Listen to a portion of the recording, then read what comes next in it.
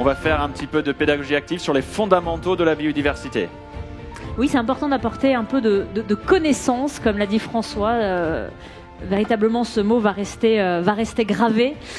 Faisons connaissance, là aussi, avec cette biodiversité que nous méconnaissons, cette biodiversité du quotidien, et comprenons un petit peu mieux les liens, effectivement, qui nous relient à elle, qui nous permettent d'exister, qui nous permettent de manger, de respirer. Voilà, on revient aussi à ce jeune homme tout à l'heure sur le terrain de basket qui avait une vision floue de la biodiversité, qui voulait apprendre, qui voulait comprendre.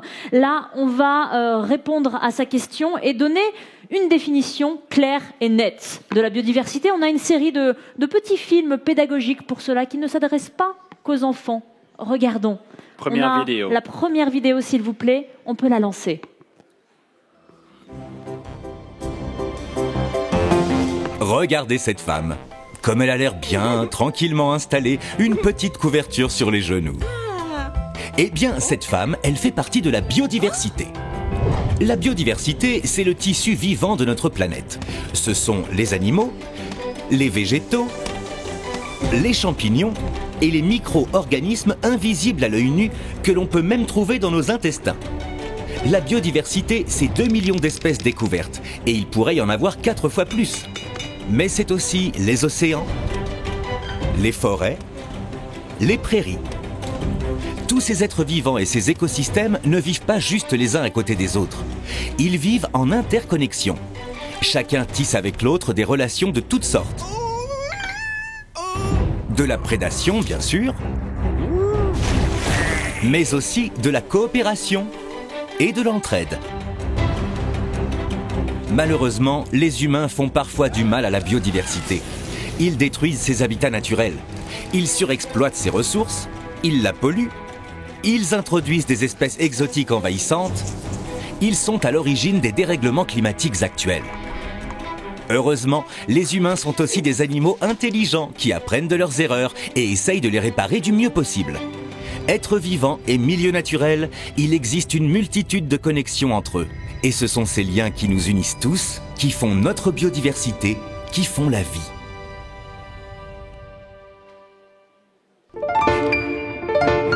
Super, merci à l'Office français de la biodiversité pour cette première vidéo sur les interactions entre les espèces, faune, flore, et comment les différents animaux interagissent aussi entre eux. On a vu des grands prédateurs, on va en parler d'ailleurs à plusieurs reprises aujourd'hui. Une petite question avant que nous échangions ensemble, à laquelle vous pourrez répondre sur l'application. Très simple, hein. Je pense qu'il n'y aura pas trop de débat, mais c'est intéressant quand même de la poser. Selon vous, est-ce que la technologie, donc fabriquée par l'humain, hein, pour être très clair, peut remplacer les services apportés par les êtres vivants? Et là, c'est une question oui ou non. Et donc, vous avez ce sondage, on va juste recueillir vos réponses là-dessus. Aussi, histoire qu'on se lance un petit peu dedans. On peut les énumérer, ces services. Je crois que la deuxième vidéo va le faire. Ces fameux services écosystémiques, qu'est-ce qu'il y a? L'air que nous respirons, l'eau, la pureté de l'eau, la pollinisation. Est-ce que vous avez d'autres services écosystémiques en tête? Parce qu'il y en a tellement. T'en as un, toi, Henri? Oui, la dépollution de l'air grâce à la végétation qui est autour d'une source de pollution. Les micro-organismes, parce que tu as parlé tout à l'heure de la faune et de la flore, il y a aussi toute cette vie bactérienne, il y a aussi ces champignons, la mycorhize. Pas de forêt sans champignons. Aujourd'hui, nous l'apprenons et nous le comprenons mieux qu'auparavant. Apparemment, vous êtes tous d'accord, si j'ai bien compris. Je ne sais pas combien de personnes ont répondu, mais à 100%, vous dites que non, la technologie ne peut pas remplacer ces services. À l'Université populaire des biodiversités, tant mieux. Je pense que c'était quelque chose d'assez consensuel, mais on ne sait jamais.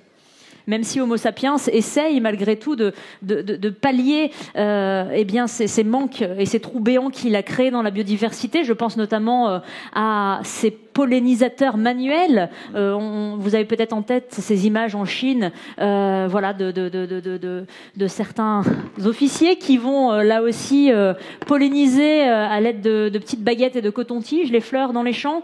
Là, on est quand même arrivé un petit peu au bout au bout de la domination de la nature. Est-ce que nous pouvons, avec nos micros circulants, vous donner la parole, vous poser une question? Est-ce que dans votre travail, soit de sensibilisation à la biodiversité, soit très opérationnel sur la préservation de la biodiversité ou en contact avec, est-ce qu'il y a un service écosystémique ou quelque chose qu'apporte la nature que vous avez particulièrement réussi à faire comprendre? Quelque chose, peut-être que ce soit une anecdote ou un service en particulier. Est-ce que vous avez un partage d'expérience à faire sur cela? Et je donne un exemple que nous utilisons beaucoup. Les abeilles, ça marche très très bien pour expliquer cette interaction au sein de la nature. Mais il y en a d'autres, et je pense que c'est important lors de cette Université populaire de la biodiversité de ne pas hésiter à partager en votre expérience ou dans votre travail. Est-ce qu'il y a quelque chose que vous avez bien réussi à faire comprendre en ce qui concerne l'interaction dans le vivant? Moi, j'en ai une. Je t'écoute. Alors, il y a quelqu'un qui a dit oui, on peut remplacer. Il y a quelqu'un qui a dit oui, effectivement. Il y a 4% maintenant, donc parmi les 24 personnes qui ont répondu, il y a quelqu'un qui dit non, que la technologie peut remplacer. Mais je t'en prie. On va effectivement en débattre tout au long de la journée. Mais c'est vrai qu'à l'unanimité, vous êtes plutôt favorable à maintenir la biodiversité pour maintenir ces services écosystémiques. Non, je faisais référence plutôt à un service que nous rend la nature et pour faire écho à ce que disait François Serrano en termes de bonheur et de bien-être. Mettre les mains dans la terre, c'est aujourd'hui scientifiquement prouvé, nous rend plus heureux, nous apaise, notamment à travers une petite bactérie qui se trouve précisément ici, dans le sol, et qui réduit notre tension artérielle, qui réduit notre niveau de stress. On peut parler aussi des phytoncides qu'émettent les arbres. La nature nous apporte bonheur, confort et réconfort. Et je crois que c'est important aussi de le dire, on aura l'occasion d'en parler, notamment dans ta table ronde, Henri, cet après-midi. Cette nature qui apaise et cette nature qui nous fait du bien, tout comme le cachalot et cette rencontre avec François Sarano a apporté du bonheur, mais du bonheur aussi par procuration. Je ne sais pas si vous l'avez ressenti vous aussi tout à l'heure dans la salle. En tout cas, vous allez vous réveiller sur la deuxième vidéo, j'en suis sûr. On va vous demander d'autres témoignages, d'autres réponses. Et on va lancer la deuxième vidéo qui est aussi un petit peu sur ces interconnexions entre différentes espèces du vivant.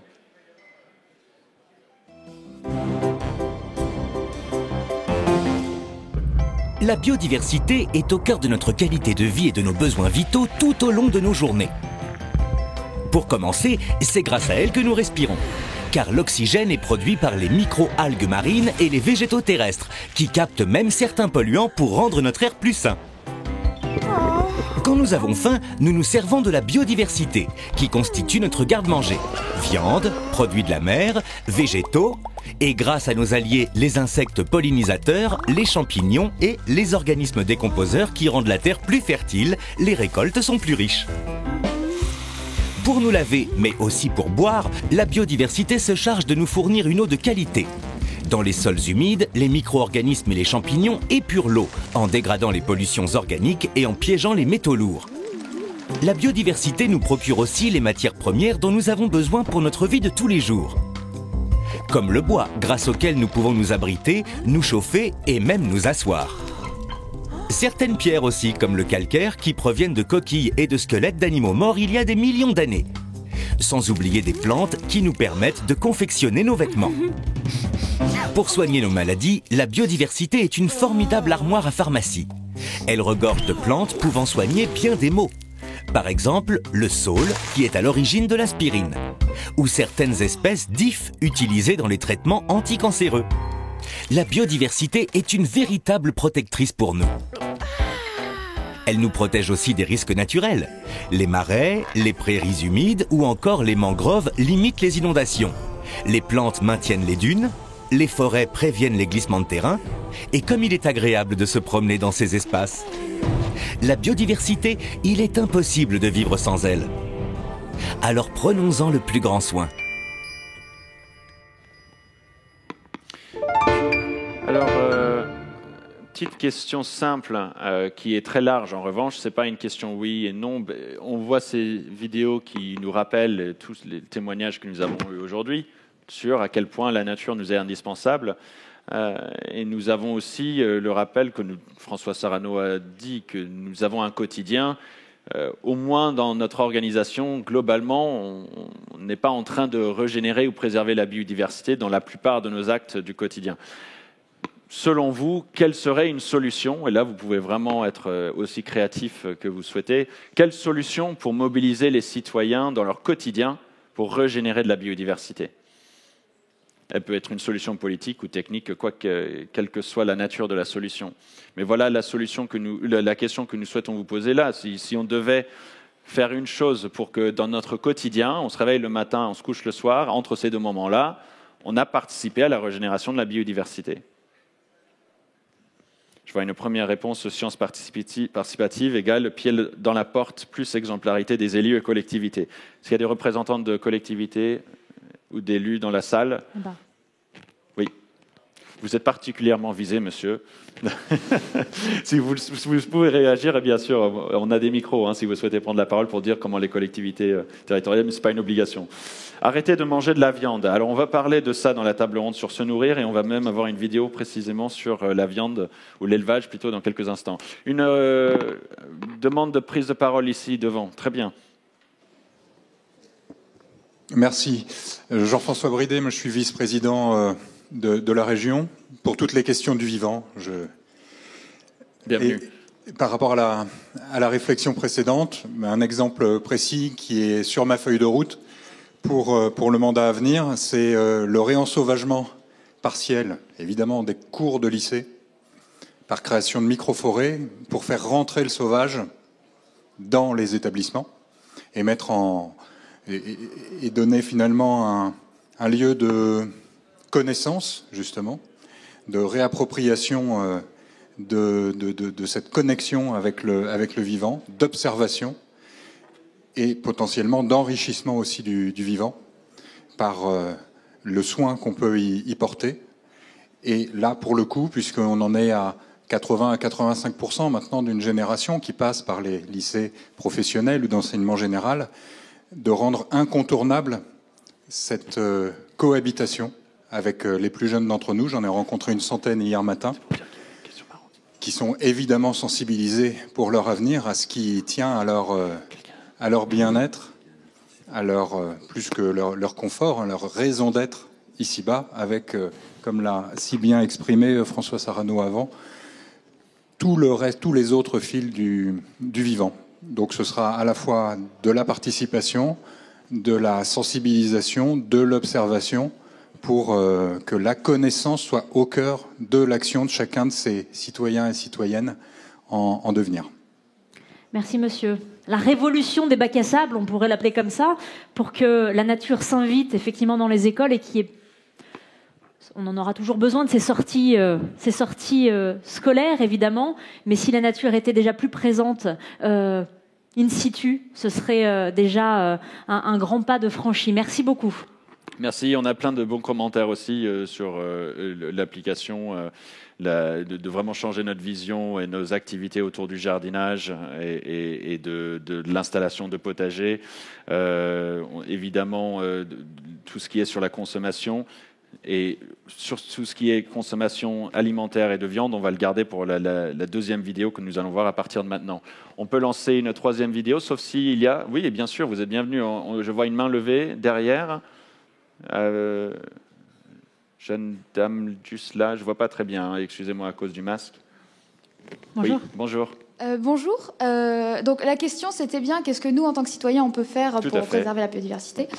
Eh bien, je pense qu'on a une année particulière en plus, et que c'est les élections présidentielles, ça tombe trop bien, parce que c'est eux qui peuvent décider pour l'ensemble du pays, parce que nous, à notre échelle, on peut faire plein de choses, mais si on ne le fait pas tous, ça donne pas grand-chose. Alors là, l'idée, c'est de bien choisir ces représentants pour qu'ils puissent avoir une incidence sur le secteur de l'industrie, notamment, parce que c'est quand même eux les plus gros destructeurs de la biodiversité aujourd'hui. Nous, de notre côté, on peut faire nos jardins, mettre des belles fleurs, mais honnêtement, plus que ça, qu'est-ce qu'on peut aller faire à part choisir qui on veut qu'on nous représente ou aller boycotter certaines fonctions ? Voilà. Merci à vous. Merci. Merci. C'est une très bonne remarque, d'autant plus que nous savons que lors de cette Université populaire de la biodiversité, nous souhaitons aborder les solutions populaires, entre guillemets, portées par les citoyens, sans négliger la responsabilité collective et peut-être politique, effectivement, comme vous le dites. Oui. Bonjour. Je pense qu'on peut faire quand même des choses en tant que citoyen, des choses, par exemple, ne pas tondre sa pelouse tout le temps. C'est laisser des herbes folles dans son jardin, c'est un vrai retour à la vie. Je vous conseille de tester, c'est une économie de temps et d'énergie en plus. Et voilà, on voit des espèces apparaître, c'est assez magique. Un maire de Mutterholz, ou le maire de Mutterholz dans le Bas-Rhin va intervenir aujourd'hui, demain, en table ronde sur l'aménagement de l'espace. Il porte le même discours. Je propose de regarder la 3e vidéo et que nous continuions cette interactivité. Elle est très importante et il n'y a aucune solution qui n'est pas bienvenue. Aucune prise de parole.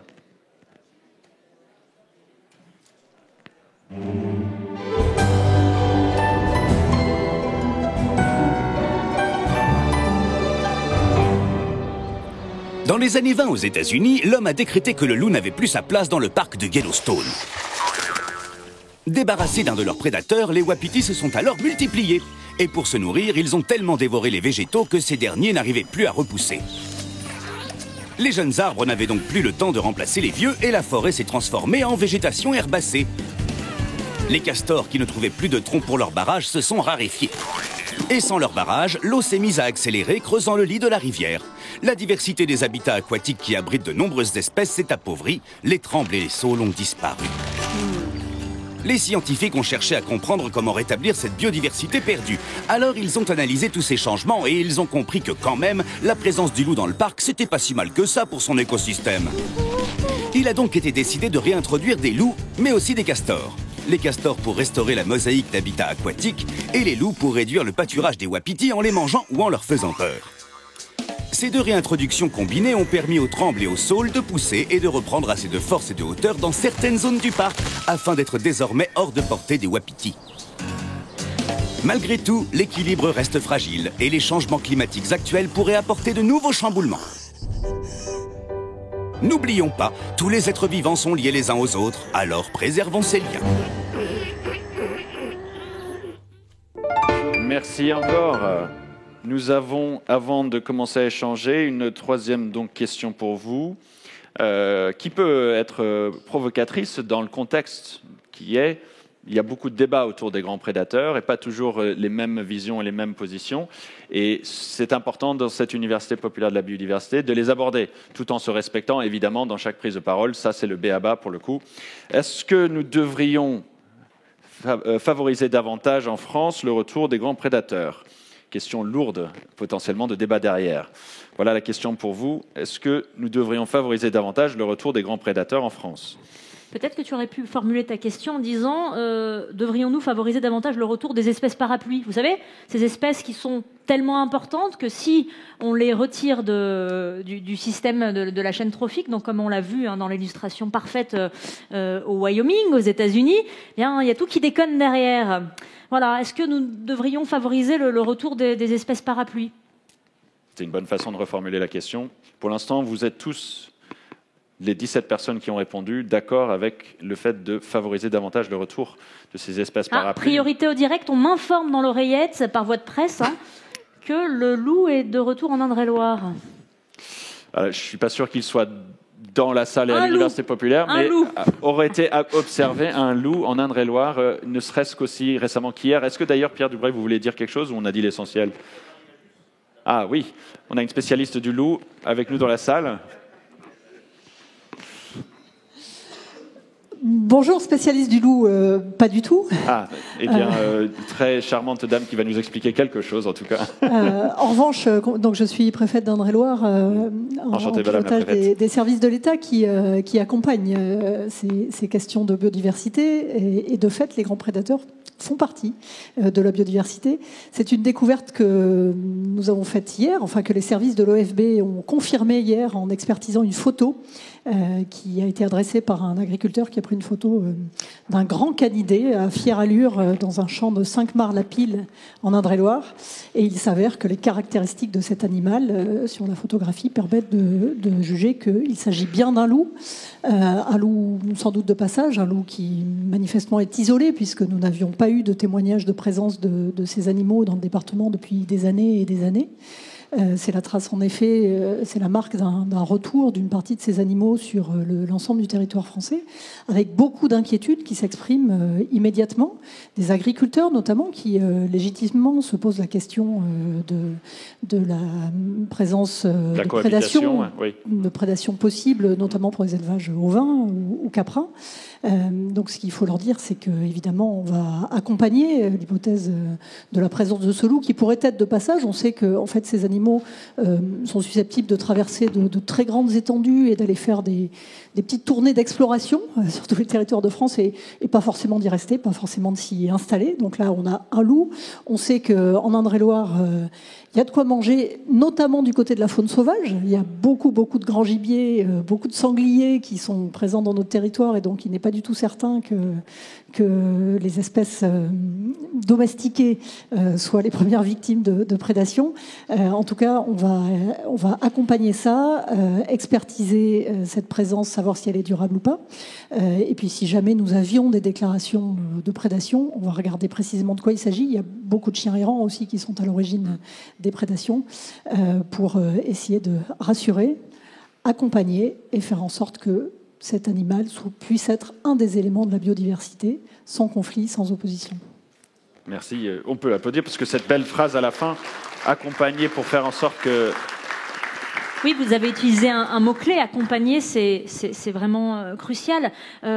Un petit peu en amont de la Loire, du côté de chez nous, en Auvergne, le loup, lui aussi, fait son grand retour. Non pas des individus isolés, mais ça y est, il se constitue aujourd'hui en meute. Et aujourd'hui, les agriculteurs, les éleveurs s'organisent, notamment à travers d'une association qui me vient en mémoire et qui s'appelle Pas touche à mon troupeau, avec le petit jeu de mots, le patou qui est probablement le meilleur chien de protection des troupeaux.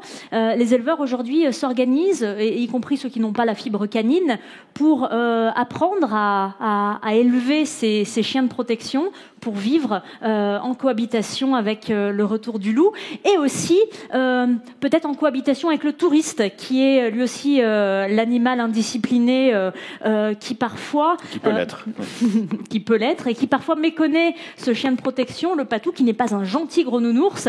Et voilà, il y a toute des règles de bonne conduite à apprendre aussi pour nous touristes qui aimons profiter de cette nature qui existe aussi grâce au pastoralisme, ces paysages ouverts qui sont bien sûr l'œuvre du pastoralisme. Et voilà, là aussi, nous citoyens, nous devons prendre notre part dans dans ces éléments que nous avons aujourd'hui en main. Le retour du loup est important, mais aussi voilà, comment cohabiter, et peut-être que le patou est une réponse à cette question. On peut aller sur la vidéo suivante pour ne pas prendre du retard et on vous redonnera la parole. J'ai vu votre main levée. Si vous voulez bien, on passe à la vidéo suivante et vous pouvez garder votre question juste après.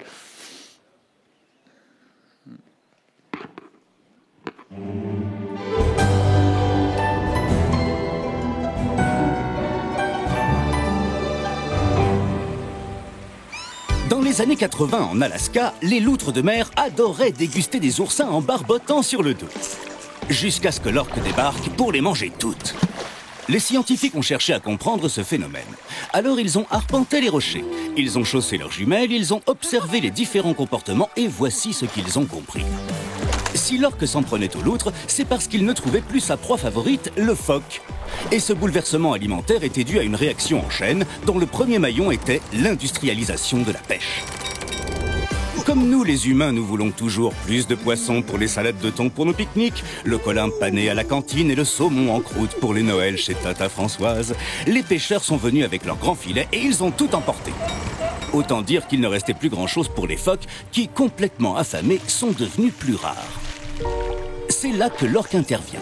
Comme il n'y avait plus de phoques à manger et que l'extinction de sa propre espèce n'était pas prévue au programme, l'orque a dû trouver une autre proie à se mettre sous la dent, la loutre.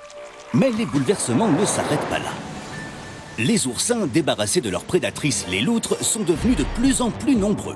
Et pour se nourrir, ils ont grignoté sans vergogne les algues brunes géantes dans lesquelles vivaient des poissons, des crustacés et des mollusques.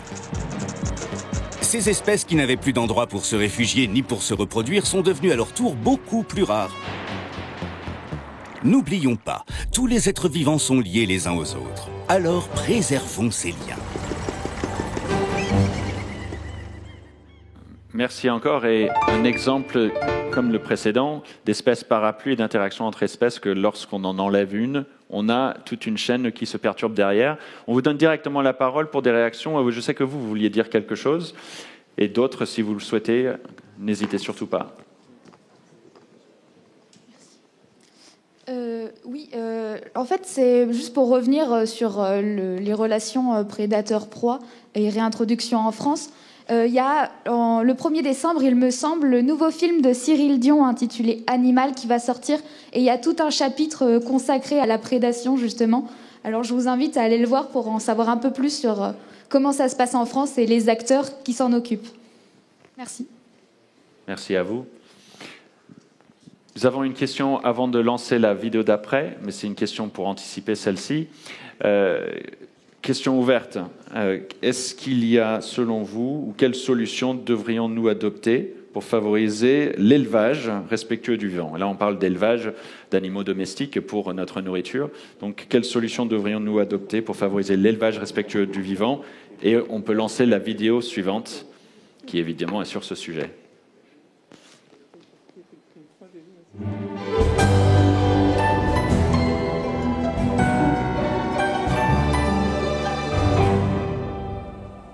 En 2000, les propriétaires du domaine de Knepp, situé au Royaume-Uni, sont découragés. Leur agriculture conventionnelle n'est pas rentable. Les sols sont abîmés et les coûts de production dus aux engrais et pesticides sont trop élevés par rapport aux faibles rendements obtenus. Les fermiers de Knepp ont cherché un nouveau modèle d'agriculture. Alors ils ont observé leur environnement et ils ont décidé d'adopter une voie moins conventionnelle mais beaucoup plus évidente, laisser faire la nature. Et pour donner un petit coup de pouce, ils ont réintroduit d'anciennes races de vaches, chevaux, cochons et autres grands herbivores. Chacune de ces espèces ayant été sélectionnée pour son comportement face à la flore. Broutage, piétinement, déracinement, frottement. Ces différentes actions exercées par ces animaux ont permis de créer une mosaïque exceptionnelle de végétation et d'habitat. Profitant de ce nouvel environnement diversifié, des insectes et des oiseaux sont revenus en masse sur le domaine de Knepp, y compris des espèces qui étaient en voie de disparition. Pour réguler la population des herbivores, un prédateur s'est invité dans ce milieu redevenu naturel.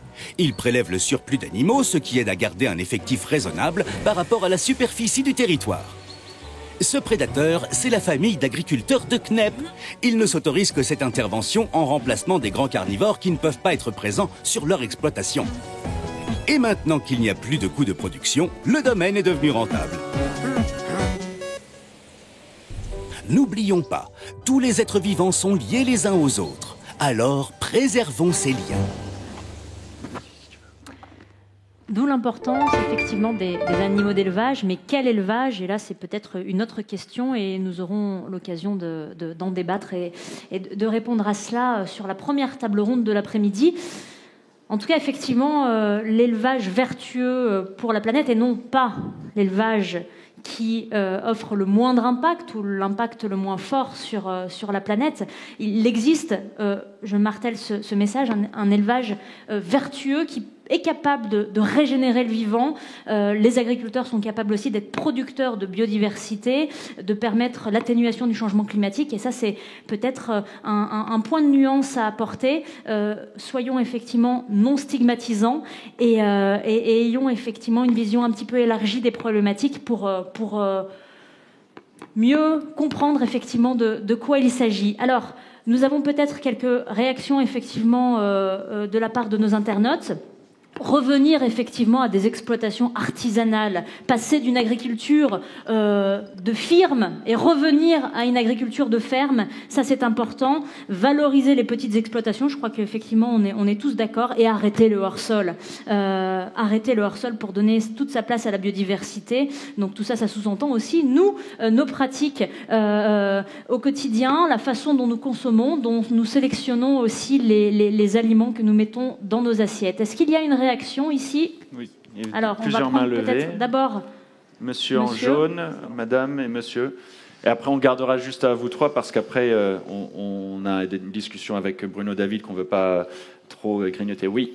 Oui, alors du coup, justement, effectivement, il faut savoir quand même qu'il y a une importation de soja, 4,5 millions de tonnes de soja qui arrivent du Brésil, par exemple, en France, pour l'élevage. Donc, évidemment, après, ça fait une surconsommation de viande, enfin, voilà. Et donc, effectivement, le levier, toujours le même, en fait, c'est le choix du gouvernement, en fait. C'est lui qui impose ce système. Voilà, c'est juste pour le dire. Merci.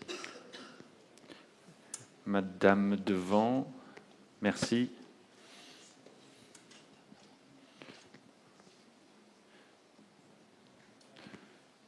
Si vous avez déjà le micro, allez-y après. Ok, non, c'est bon. Allez-y, pardon. Bonjour à toutes et à tous. Déjà, merci beaucoup à l'OFB pour l'organisation de cette conférence. Juste par rapport à ça, il y a quand même un poids où on peut agir, en tout cas les politiques publiques peuvent agir, c'est la PAC. Et aujourd'hui, dans la PAC, moi, en tant que... je suis en reconversion professionnelle pour aller dans le domaine de l'agriculture.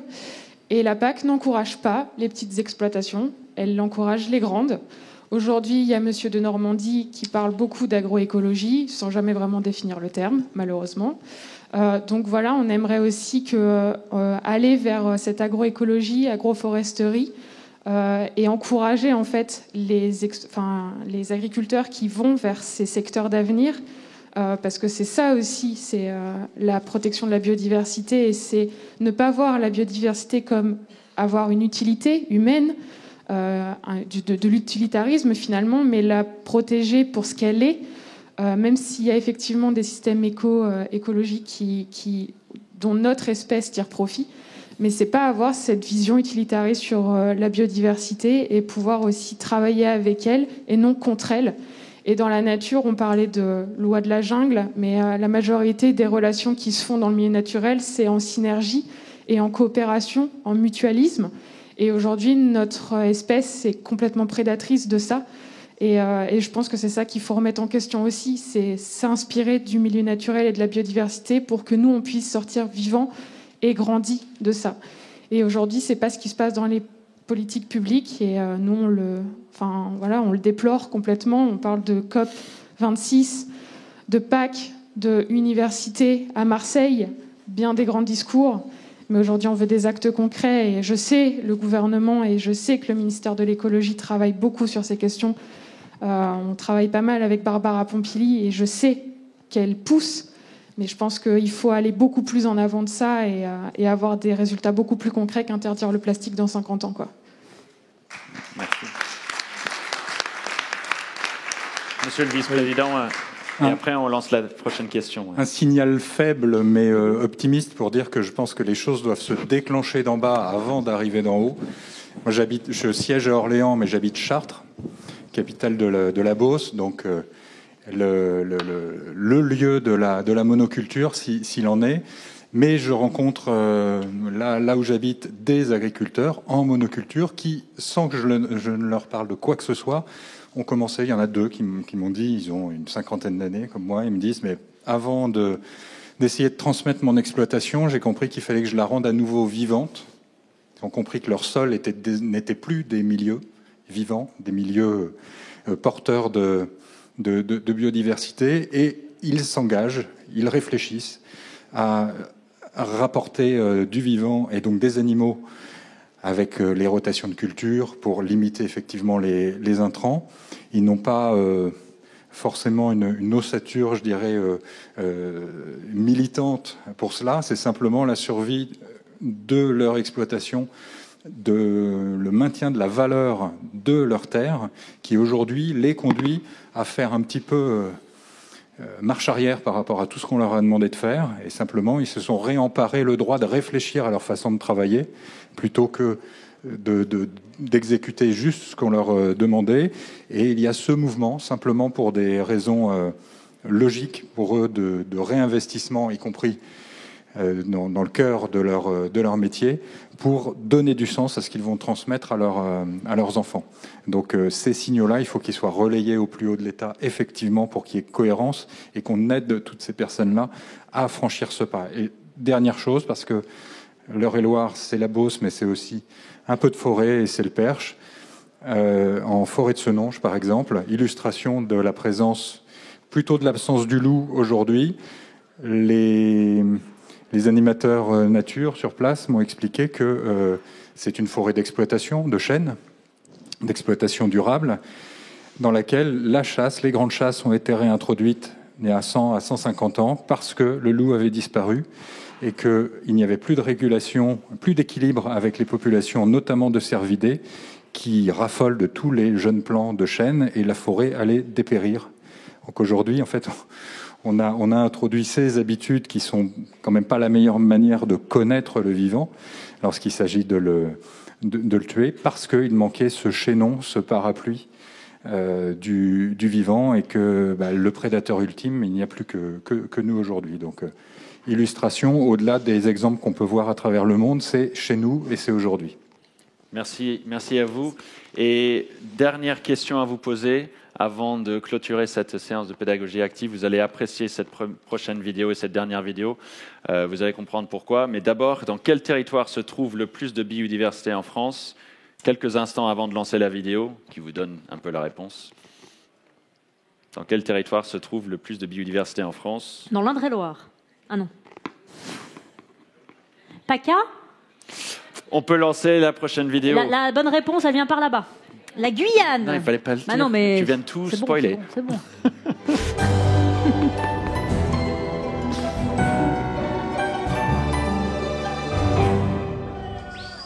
Dans la forêt amazonienne, en Guyane, on trouve de très jolies plantes. Très jolies, mais très immobiles.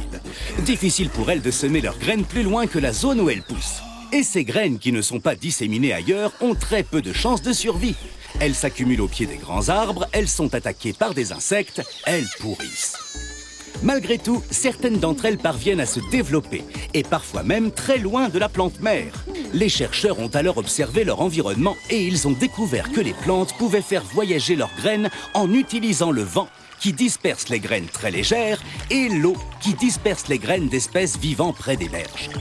Mais la majorité de cette dissémination se fait grâce aux tatas, les talentueux agents transporteurs animaliers. Primates, agoutis, tapirs et bien d'autres espèces frugivores se chargent de faire circuler les fruits et les graines de quelques mètres à plusieurs kilomètres pour les grands animaux. Pour cela, ils les consomment, les manipulent, les transportent, les enterrent, les déterrent, les oublient et certains vont même jusqu'à les déféquer. Les tapirs en particulier utilisent régulièrement les mêmes zones pour déféquer. Ces latrines voient alors pousser des bouquets de palmiers. Ainsi, les tatas participent activement au reboisement de zones détruites par les grands feux amazoniens et permettent la pousse d'arbres à troncs denses qui stockent le carbone, élément vital pour lutter contre le réchauffement climatique. Mais la surchasse comme celle du tapir menace cette chaîne de transport. Et sans les animaux, on déboucherait sur une forêt vide qui ne se régénère plus correctement. N'oublions pas, tous les êtres vivants sont liés les uns aux autres. Alors préservons ces liens.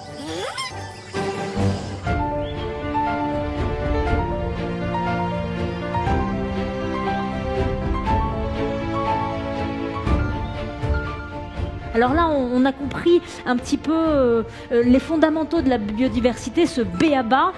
Une fois qu'on a compris ça, c'est important là aussi de cibler quelles sont les pressions qui planent au-dessus de cette biodiversité. Pour cela, j'accueille Bruno David, qui est président du Muséum national d'histoire naturelle et qui va venir nous lister ces pressions.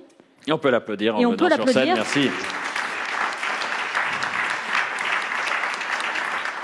Elles sont nombreuses, justement, et on va peut-être cibler les 5 pressions les plus fortes, si vous êtes d'accord avec moi. On a aussi des petites vidéos en support. Je pense que j'ai pas le choix de pas être d'accord. Hein. Mais en tout cas, vous pouvez faire freestyle, on peut vous laisser aussi. Non, allez-y. Merci d'être avec nous, Bruno David. Pour illustrer votre propos, nous avons plusieurs vidéos à montrer. Peut-être qu'on commence avec une première, sauf si vous souhaitez déjà réagir à ce que vous avez vu et entendu. Non, allez-y, passez la première vidéo, parce que sinon je risque d'être un petit peu long. Première vidéo qui nous parle de la pression ultime, le changement climatique.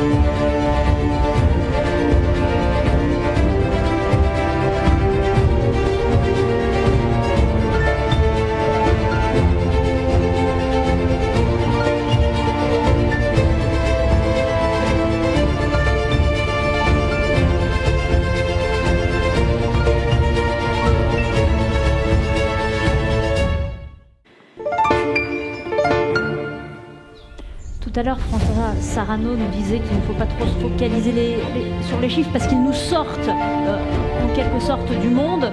Néanmoins, ils sont là et ils touchent aussi à l'émotion parce qu'ils sont glaçants, ces chiffres. Bruno David. Oui, de toute manière, on a quand même besoin des chiffres. D'ailleurs, François Sarano le disait tout à l'heure aussi. On a besoin de ces chiffres pour comprendre, pour essayer de savoir, pour évaluer en tendance comment on est et où est-ce qu'on va. Donc on a ce besoin et à un moment donné, il faut sortir aussi de l'affect et entrer dans de la rationalité. Il faut trouver le bon équilibre entre les deux, en fait. En ce qui concerne le changement climatique, c'est relativement simple, si j'ose dire, puisqu'on sait qu'une part importante du réchauffement est liée à des gaz à effet de serre et que c'est nous qui les émettons en très grande partie. Donc nous sommes à la source du problème, nous sommes aussi potentiellement à l'origine de la solution. Ce que je voudrais dire, c'est prendre un petit peu de recul, parce que c'est souvent des arguments qu'on entend malgré tout, qui sont de dire « oui, mais finalement, il y a eu des périodes bien plus chaudes dans l'histoire de la Terre ». Et c'est pas faux. Et si on regarde depuis seulement 500 millions d'années, je ne remonterai pas avant, on est dans la 3e période froide de l'histoire de la Terre depuis 500 millions d'années, c'est-à-dire qu'il y a eu finalement assez peu de moments où il y a eu de la glace au pôle. Et la plupart du temps, on était sur une planète beaucoup plus chaude qu'aujourd'hui. Seulement depuis 30 millions d'années, à peu près, la Terre est entrée dans une phase de refroidissement progressif, avec des oscillations à l'intérieur, des glaciaires, des interglaciaires, il y a des oscillations, mais globalement, on est sur une tendance au refroidissement, et ça veut dire que depuis 30 millions d'années, donc une période quand même assez longue, je rappelle qu'Homo sapiens, on a 300 000 ans, d'accord ? Donc c'est 100 fois plus long, et au cours de ces 30 derniers millions d'années, toute la biosphère s'est adaptée à une planète de plus en plus froide. Et le problème d'aujourd'hui, ce n'est pas un problème d'amplitude, puisqu'il y a eu des périodes beaucoup plus chaudes dans l'histoire de la Terre, c'est un problème de la vitesse à laquelle on change le thermostat. Donc on est vraiment sur un sujet de vitesse, et le problème, c'est qu'on bouge le thermostat beaucoup trop vite par rapport aux capacités d'adaptation, d'acclimatation, d'évolution des espèces. Et c'est ça le sujet. Et c'est ça qui fait qu'il y a des espèces qui vont migrer, pour celles qui peuvent migrer. Au muséum, il y a eu une étude il y a quelques années, donc je fais la promotion des équipes de recherche du muséum, mon cher Pierre, tu me le pardonneras, on a analysé vraiment en détail, grâce à de la science participative, à quelle vitesse les espèces de papillons et les espèces d'oiseaux migraient vers le nord en France, depuis une trentaine d'années. Et on se rend compte que les papillons migrent beaucoup plus vite que les oiseaux. Alors c'est intéressant comme concept, parce qu'on n'imagine pas vraiment ça, puisqu'un papillon, ça vole moins vite qu'un oiseau. Sauf que de génération en génération, les papillons vont se déplacer, alors que les oiseaux vont avoir tendance à nicher là où ils sont nés, là où étaient leurs parents. Donc le comportement des espèces est aussi très important à prendre en compte. Mais néanmoins, les papillons, comme les oiseaux, bougent moins vite que les ceintures climatiques. Donc là, il y a un problème. Et il y a ce problème de vitesse donc, est aussi tout à fait essentiel, parce qu'on peut avoir des disjonctions. C'est-à-dire que si on prend un chêne, prenons un chêne, ou un arbre, enfin peu importe l'espèce d'arbre, mais un gros arbre. Le temps qu'il pousse et qu'on passe à la génération suivante, sa niche écologique, c'est-à-dire l'endroit où il va pouvoir pousser dans de bonnes conditions et arriver à maturité dans de bonnes conditions, peut s'être tellement déplacé, avoir tellement bougé en direction du nord, que ces graines ne pourront pas atteindre le nouvel endroit. Et donc il y a une disjonction. Et là on voit bien que la vitesse, elle est centrale. Ce n'est pas l'amplitude qui compte, c'est vraiment la vitesse. Et le changement climatique, on est face à ça, et pour d'autres pressions, on est également face à ça. On est vraiment confronté à ce problème de vitesse, de rapidité du changement. Puis il y a des espèces qui sont moins mobiles que d'autres. Toutes les espèces bougent. Alors ça paraît bizarre quand on parle des arbres, mais ils bougent à l'état de graines. À un moment donné de leur cycle de vie, ils bougent. Donc toutes les espèces bougent, mais elles n'ont pas la même faculté à bouger. Puis après, je pourrais être très long là-dessus, parce qu'il y a des espèces, on l'a bien montré avec les petits films, qui interagissent les unes avec les autres. Donc ce n'est pas le tout qu'il y ait une espèce qui bouge. Si la ressource dont elle a besoin ne bouge pas, ça casse un lien, et par conséquent, ça va créer des problèmes. Puis il y a d'autres façons de s'adapter. Il y a le cycle de vie peut être modifié. Par exemple, chez les mésanges, il y a des nidifications qui se font plus tôt, mais elles mangent des chenilles dont l'émergence est décalée par rapport aux périodes de nidification. Donc les mésanges ne trouvent plus à se nourrir au moment où il y a les petits à nourrir. Enfin, ça entraîne toute une série de problèmes qui sont liés à la complexité de la vie et au fait que les relations entre les êtres vivants sont essentielles. Mais c'est bien ce que nous ont montré tous ces petits films. Merci beaucoup d'avoir parlé de cette cyclicité, parce qu'effectivement, c'est souvent l'argument aussi des climato-sceptiques Je parle jamais de climato-sceptiques. Vous parlez de quoi, Je parle de climato-négationnistes. De climato-négationnistes, c'est encore mieux. Parce que je pense qu'on en est à ce niveau-là. De déni. De déni. Absolument. Donc nous sommes devenus une force qui influence, autant qu'effectivement les grands bouleversements géologiques des derniers millions d'années. Nous avons changé la composition chimique de notre atmosphère. Nous émettons des gaz à effet de serre, mais pas seulement. On va regarder la prochaine vidéo qui nous parle de pollution au sens large.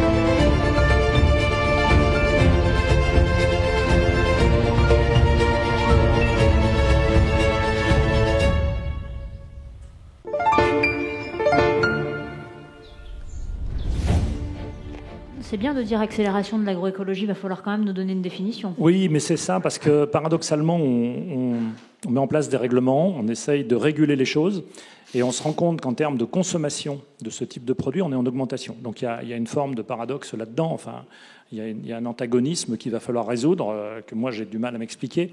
Et puis derrière ça, donc on parle plutôt de l'agriculture. Bien sûr, tout ça va se retrouver dans les rivières, tout ça va finalement se retrouver dans l'océan. Et il y a des phénomènes curieux. Je vais vous raconter une petite histoire autour de l'océan, alors qui n'est pas liée à l'agriculture, mais qui est liée aux peintures anti-fouling qu'on met sur les bateaux. Donc, c'est les peintures qui permettent à des organismes de ne pas s'accrocher sur la coque des bateaux. Et il y a des tas de produits chimiques là-dedans. Et ça induit ce qu'on appelle un impôt sexe. C'est le terme utilisé. Alors, ça s'écrit en un seul mot. Ce n'est pas un impôt avec un accent circonflexe, plus loin sexe. Qui fait qu'il y a certaines espèces, et notamment des espèces de mollusques, qui vont changer de sexe. Et on va se retrouver qu'avec des femelles. Donc forcément, pour la pérennité de l'espèce, c'est moins bon. Alors pour les quelques mâles qui restent, c'est peut-être bien, je ne sais pas, mais en tout cas, c'est pas terrible pour la pérennité de l'espèce. Et on entraîne avec des perturbateurs endocriniens aussi, qui sont liés aux microplastiques qui arrivent dans l'océan, parce qu'ils arrivent tous dans l'océan au bout d'un moment. On entraîne également ce genre de problème avec des espèces de poissons. Alors il y a un produit butyryl quelque chose qui arrive chez ces espèces de poissons, et ces espèces de poissons également changent de sexe.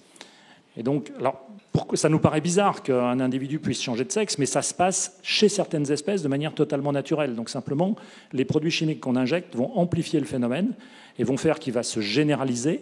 et donc que les espèces ne vont pas survivre correctement et qu'à terme, les populations vont s'éteindre. Et ce sont des conséquences majeures quand même. Parce que, pour le coup, ça va bouleverser certains équilibres écosystémiques, la manière dont ces écosystèmes fonctionnent.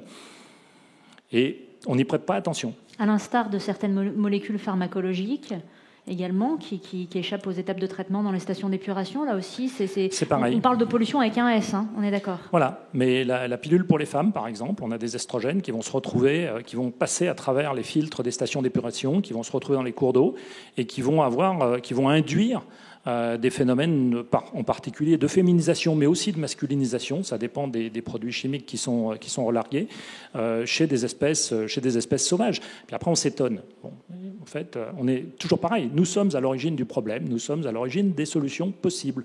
Alors, essayons de mettre en œuvre le mieux possible ces solutions. Et quand on voit les chiffres, qui sont des chiffres tout à fait exacts, sur l'augmentation de la consommation des pesticides, des herbicides, des fongicides, moi, je trouve ça complètement étrange, pour ne pas dire plus. C'est totalement révoltant, même.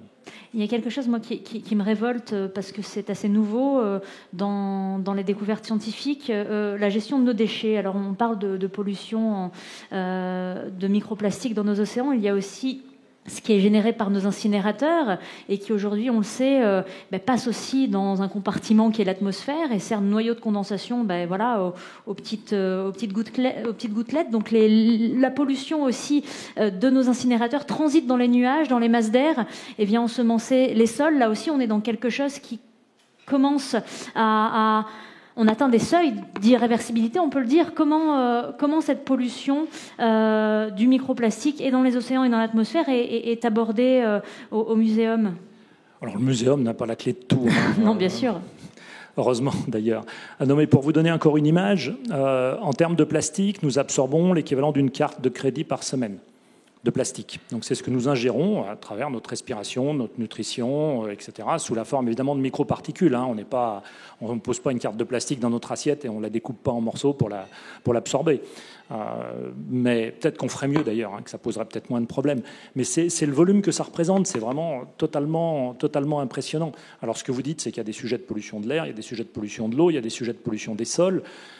Tout ça derrière, ça amène à la question des déchets, puisque c'est bien une question de déchets qu'il s'agit, et de la manière dont on les trie, dont on les utilise, dont on pourrait les valoriser.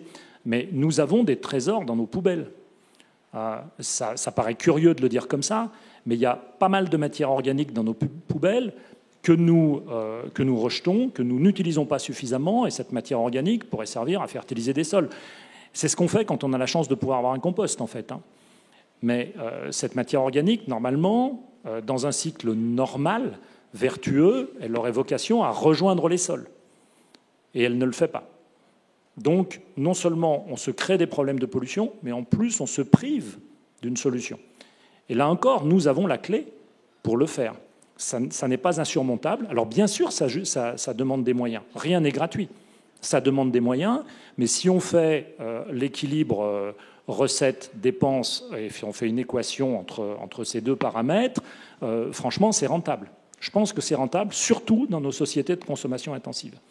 Et je rajouterai quelque chose qui me tient à cœur et que c'est un langage que j'essaye de tenir le plus souvent possible et qui vaut pour, je pense, tous les compartiments qu'on peut aborder aujourd'hui. C'est que c'est dans les endroits qui sont les pires où il faut faire le maximum d'efforts. Faire des efforts déjà dans des parcs naturels ou dans des zones qui sont des zones semi-sauvages. Vous parliez de l'Auvergne, je connais très bien la Haute-Loire. C'est bien, c'est formidable. Mais la marge de progression, finalement, elle n'est pas si énorme que ça.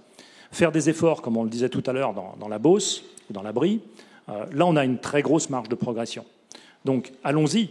Comme on a une quantité de ressources financières, humaines, limitées, essayons d'utiliser ces ressources là où ça sera le plus rentable, entre guillemets, pour l'environnement, c'est-à-dire dans les endroits les pires.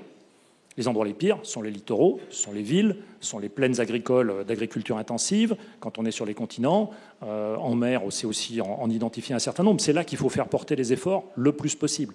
Mais certes, c'est plus simple, éventuellement, de faire une grande réserve marine autour de l'Antarctique plutôt que de la faire au large du Havre. Bon. Certains l'appellent le 8e continent. Je veux parler bien sûr du béton. 3e pression.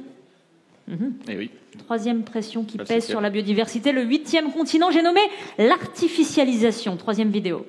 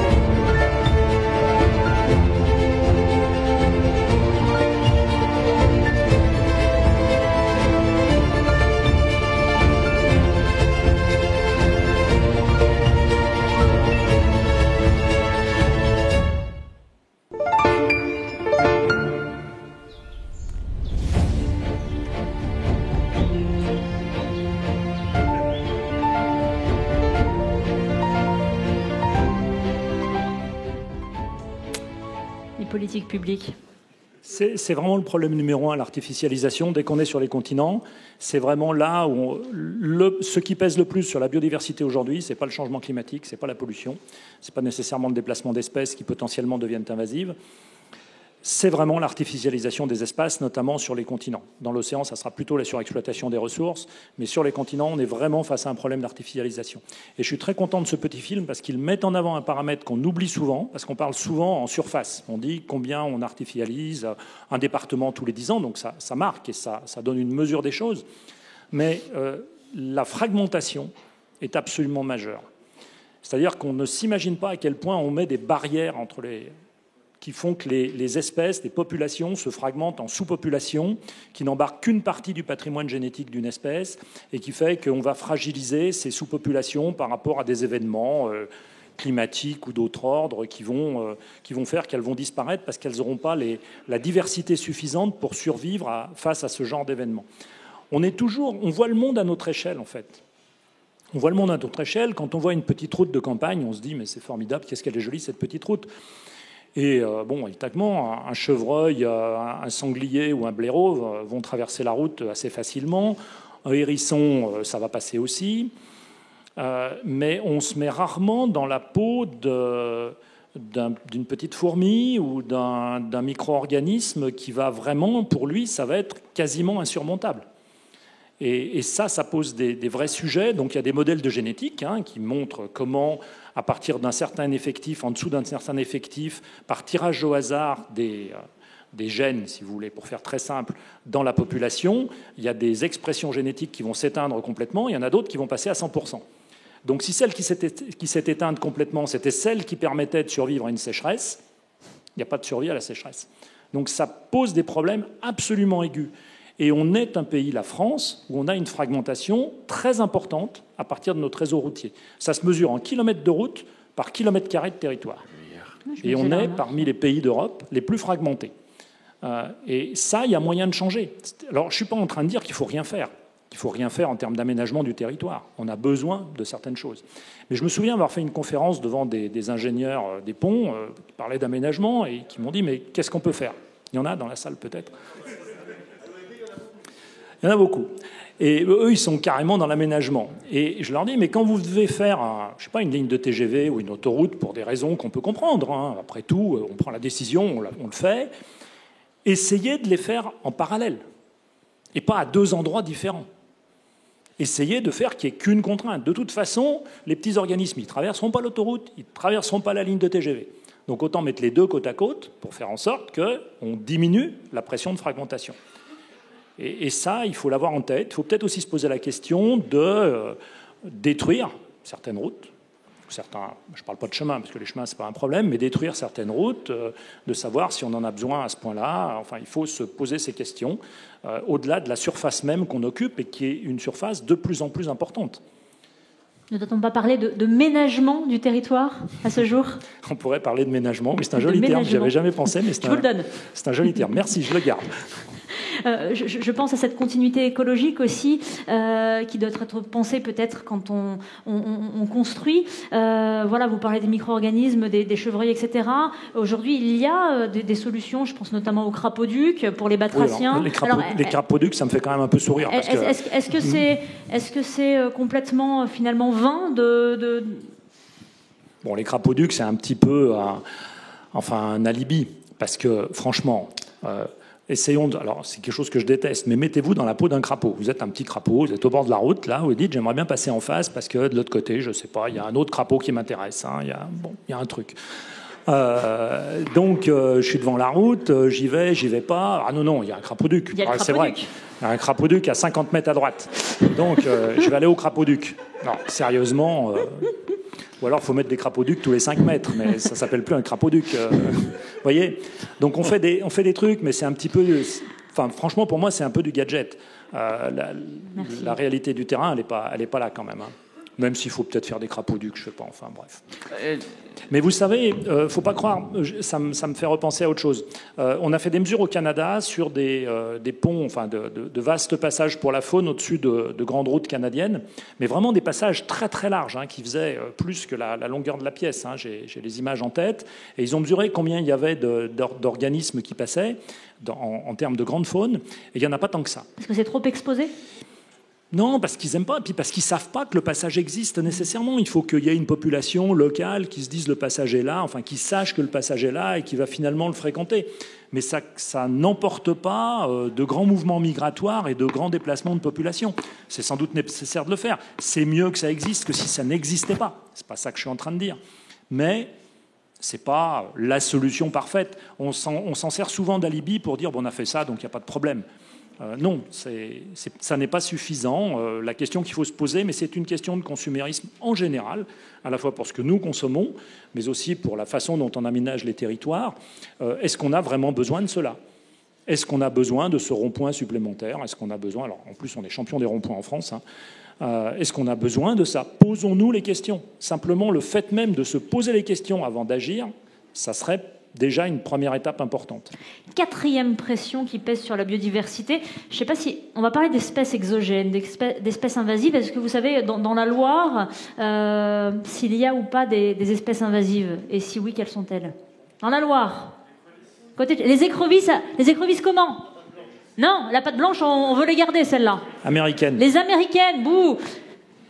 Y a-t-il le ragondin ? Vous n'avez pas d'ambroisie dans la Loire ? Ah, quand même.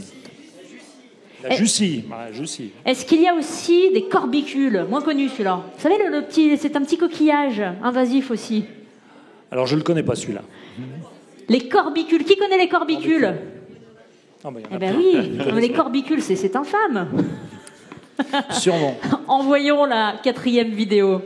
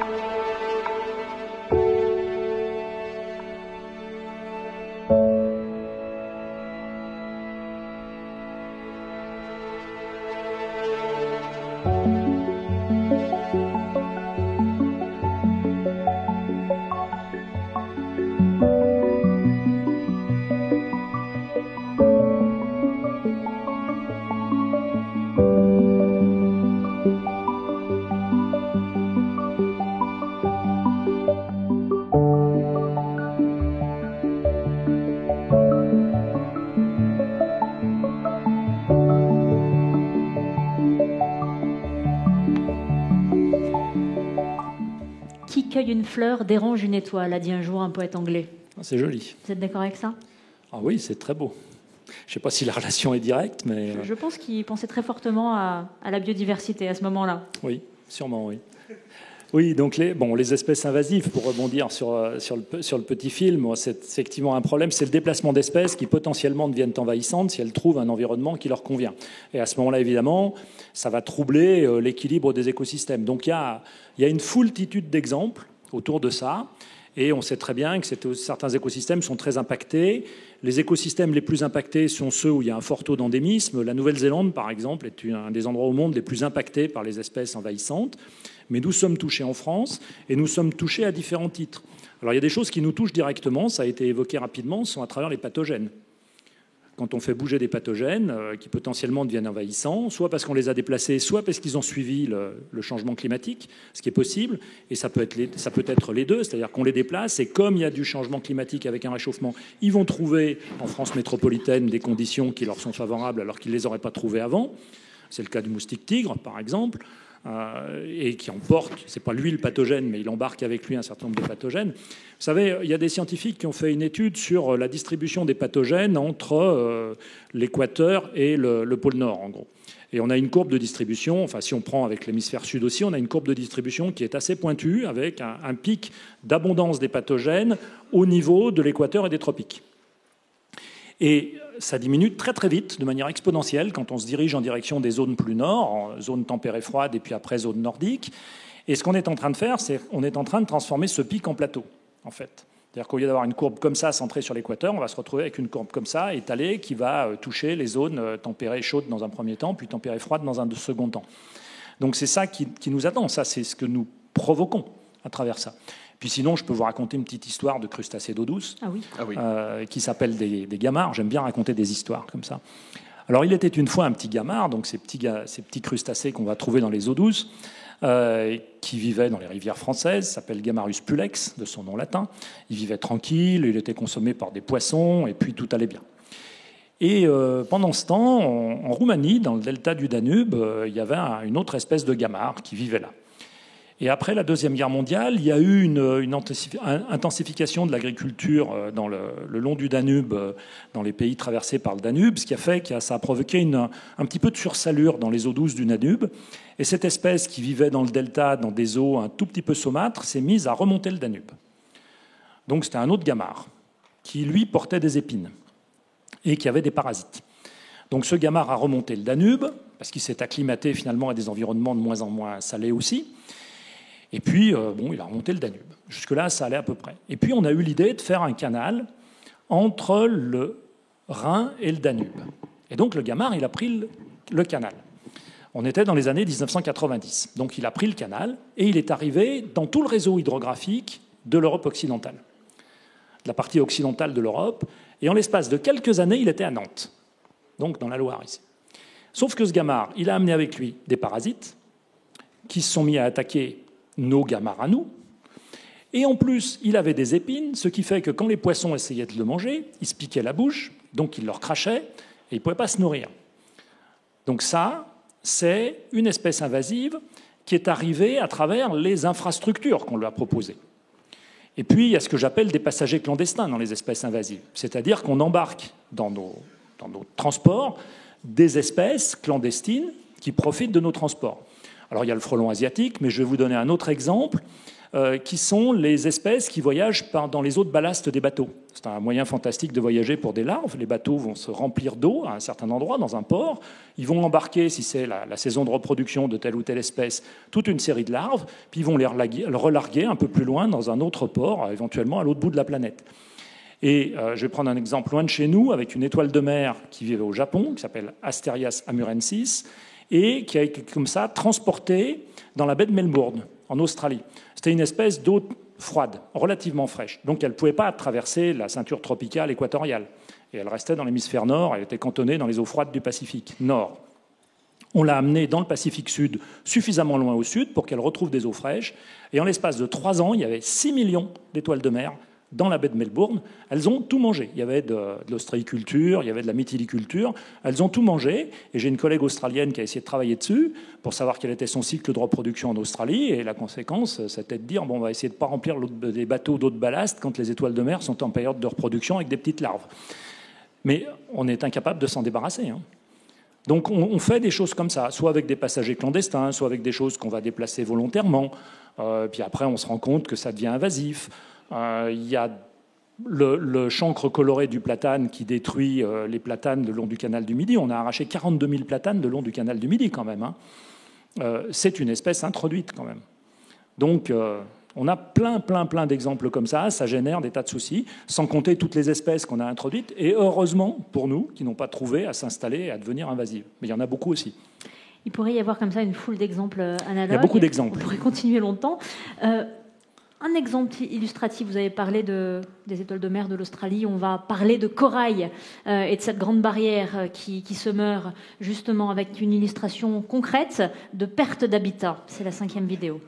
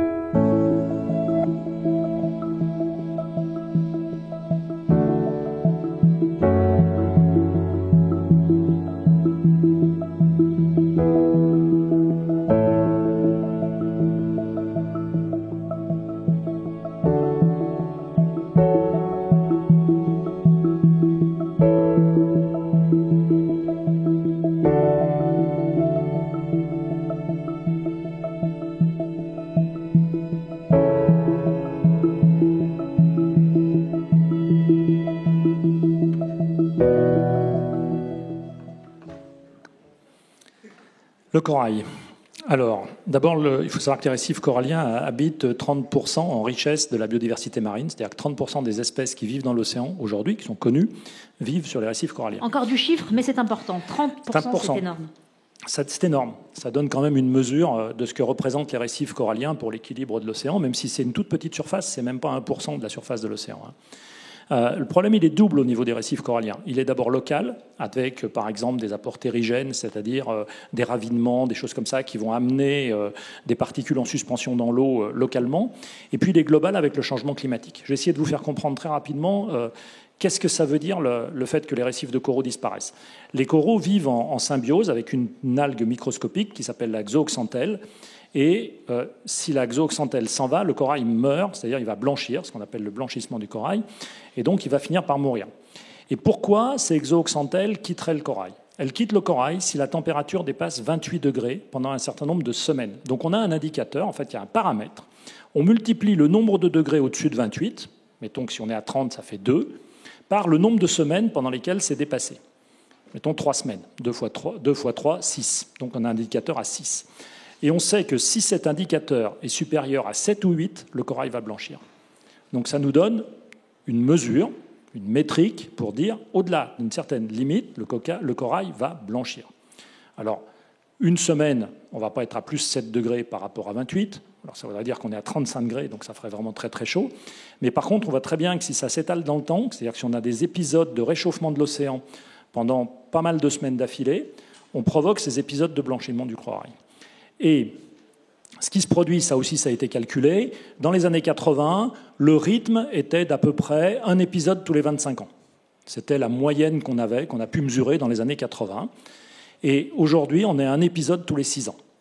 C'est-à-dire qu'on ne donne pas le temps au corail de se régénérer, parce qu'il a une capacité de régénération. Et il y a de nouveau un épisode tel que le corail va mourir, ces zooxanthelles vont partir. Donc on a enclenché ce système et je ne vois pas bien comment on va le ralentir. Alors on pourrait se dire, mais les coraux vont migrer vers le nord ou vers le sud, selon l'hémisphère dans lequel on se trouve, pour trouver des zones plus favorables à leur développement, s'il y a un réchauffement. C'est sans compter également l'inertie thermique dans les océans. Hein, c'est l'inertie thermique des océans, puis c'est surtout que la vitesse de migration du corail, elle est quand même assez limitée. Il faut que le corail ait le temps de s'installer, que ça puisse aller. Alors on peut avoir des lueurs d'espoir ou de faux espoirs, enfin des rêves peut-être, qui sont peut-être un petit peu trop fous, mais on pourrait imaginer, parce qu'on parlait d'espèces invasives tout à l'heure, mais quand on a ouvert le canal de Suez, il y a ce qu'on appelle des migrants lessepsiens, de Ferdinand de Lesseps, qui prennent les bateaux ou qui prennent directement le canal et qui vont s'installer en Méditerranée orientale. C'est 10 espèces par an qui s'installent. Il y a des centaines d'espèces qui viennent de la mer Rouge et de l'océan Indien qui sont installées en Méditerranée orientale, à tel point que les scientifiques qui font ce qu'on appelle de la biogéographie, c'est-à-dire qui étudient la manière dont les espèces se distribuent sur la planète, parlent de provinces lessepsiennes pour la Méditerranée orientale. Il y a des tas d'espèces qui se sont installées. Donc si ça continue de se réchauffer, pourquoi pas des récifs de coraux en Méditerranée orientale? Après tout, Chypre, la Crète, les îles grecques, avec des coraux. Je rêve un peu. On trouverait ça peut-être formidable. Mais enfin, on voit très bien que ça fait, même si ça se faisait, et qu'on trouve ça plutôt sympathique, ça fait basculer des écosystèmes dans des équilibres qui n'avaient rien à voir avec ceux qu'ils avaient jusqu'à présent. Et pour insister, enfoncer le clou de manière peut-être plus générale, parce que ça peut surprendre, nous sommes sur une planète stable depuis 15 000 ans. Ça peut paraître bizarre dit comme ça, puisqu'il y a des étés où il fait chaud, des étés où il fait froid, et nous sommes sur une planète qui a une stabilité remarquable depuis la sortie du dernier glaciaire, avec des oscillations qui ne sont pas des oscillations énormes. L'optimum climatique du Moyen-Âge, qui est bien moins chaud qu'aujourd'hui, le petit âge glaciaire, qui est nettement plus froid qu'aujourd'hui, mais globalement, on est sur cette planète stable. Et en tout cas, depuis 150 ans, 200 ans, le début de nos sociétés industrielles, c'est très très stable, sauf depuis quelques temps, depuis quelques années. Et nos sociétés sont construites sur cette stabilité. Et donc les premières victimes de la déstabilisation, ça va être d'abord le fonctionnement de nos sociétés, à travers ce que ça va induire en changement d'écosystème, en changement de climat, etc. etc. Donc c'est vraiment ça le sujet. C'est comment nos sociétés vont s'adapter aux changements qu'elles provoquent elles-mêmes. C'est vraiment l'homme saura-t-il s'adapter à lui-même. Et comment nous allons faire? Parce que de manière très égoïste, il faut d'abord qu'on se pose la question pour nous-mêmes. Si on a indépendamment de tout l'affect qu'on peut avoir pour la biodiversité, ce que nous a montré François tout à l'heure, qui est absolument formidable, il y a beaucoup d'affect derrière. On est ravis de pouvoir regarder des petits oiseaux, des petites fleurs, des papillons ou des baleines et des cachalots dans l'océan. C'est formidable. Mais pour ceux que ça n'intéresserait pas et qui ne ressentiraient pas cet affect, pensons égoïstement à nous, à nos sociétés, parce que c'est ça l'enjeu. C'est vraiment quel type de déstabilisation vont-elles pouvoir supporter. Et ça, c'est pas gagné. Et on le voit à travers des tas d'épisodes à travers le monde. Je vous pose une dernière question avant de vous laisser partir, mais ne me répondez pas avec votre casquette de président du Muséum national d'histoire naturelle, mais en tant que Bruno David, l'homme lui-même, comment vous développez votre biophilie? La biophilie? Oui, un nouveau mot. Ça, c'est une question embarrassante. Alors, moi, je suis un peu tombé dedans quand j'étais petit, quand même. Je viens d'une famille de naturalistes, et donc j'ai des parents qui m'ont appris à observer. Ça a été plus ou moins dit tout à l'heure. Moi, je pense que tout part de l'observation. C'est une capacité qu'on a un petit peu perdue. Il faut apprendre à observer le monde qui nous entoure, même en ville, même en zone urbaine. Je veux dire, où vous sortez, vous vous promenez en forêt, vous vous promenez même dans une rue de la ville avec des arbres. Apprenons à observer. On a oublié cette capacité d'observation et je suis convaincu que ça commence dès l'école. En effet, il faut qu'au niveau des écoles, directement, on apprenne aux enfants à regarder les choses. À regarder. Alors les enfants, en plus, sont souvent de très bons yeux, donc ils sont capables de voir des choses toutes petites. N'hésitons pas à leur montrer le microscopique. Ne nous contentons pas de la biodiversité pour laquelle on a le plus d'affection. Essayons d'aller voir autre chose. Là aussi, je vais faire de la promotion du muséum, mais en partenariat avec France Inter, on fait des podcasts pour les enfants qui s'appellent Bestioles, et où j'ai donné comme ligne directrice, essayons de montrer aussi des espèces que les enfants peuvent voir, parce que c'est pour les enfants de 5-10 ans en gros, que les enfants peuvent voir, mais qu'ils n'ont pas l'habitude de regarder. Ils passent à côté sans se rendre compte que ça existe. Je pense aux gendarmes, par exemple, pas les gendarmes de l'OFB, pas la police de l'OFB. C'est bien de les observer aussi. C'est bien de les observer, oui. C'est bien de les observer aussi, oui. Donc les petites punaises, les petites punaises des jardins. On peut penser aux cloportes et essayer d'apprendre que les cloportes sont des crustacés. Alors, ce que beaucoup de gens dans la salle, je suppose, le savent, mais quand on pose la question à d'autres instances, les gens ne savent pas qu'ils sont environnés de crustacés autour d'eux en ville. Les seuls crustacés terrestres. Et qui ne sont pas des résidus de crevettes du repas du soir. Donc, essayons d'observer, d'enchanter à travers l'observation, parce que ça suscite une émotion. Et puis, au-delà de ça, même des petites choses, c'est tellement beau, c'est tellement remarquable d'observer cette vie qui nous entoure, ce monde qui nous entoure, qu'il y a juste à le faire. Décidément. Et après, on sera plus sensible et plus réceptif. Décidément, voilà. C'est redondant. Développons notre savoir-voir pour réenchanter le monde, en quelque sorte. Oui, il faut savoir regarder. Et la nature est belle. Merci. Merci, monsieur David. Merci à vous.